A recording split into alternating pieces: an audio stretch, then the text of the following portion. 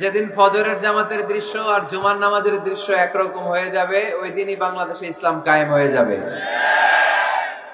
এখন স্লোগান তুলে বিপ্লব বিপ্লব, ইসলামে বিপ্লব। আর ফজরের সময় আমি কম্বলের ভিতরে, আছে না নাই?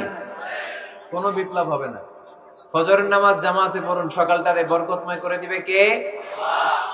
আল্লাহর হাবিব সাল্লাল্লাহু আলাইহি ওয়াসাল্লামের মসজিদ ছিল সবার জন্য উন্মুক্ত, এখানে সবাই আসতে পারতো। এজন্য মসজিদ হবে সবার।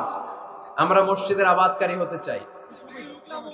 এজন্য রাব্বুল আলামিন বলেন, ইন্নামা ইয়া'মুরু মাসাজিদাল্লাহি মান আমানা বিল্লাহি ওয়াল ইয়াউমিল আখির ওয়া আকামাস সালাতা ওয়া আতাজ যাকাতা ওয়া লাম ইয়াখশা ইল্লাল্লাহ ফাআসা উলাইকা আন ইয়াকুনু মিনাল মুহতাদিন। সুবহানাল্লাহ পড়েন।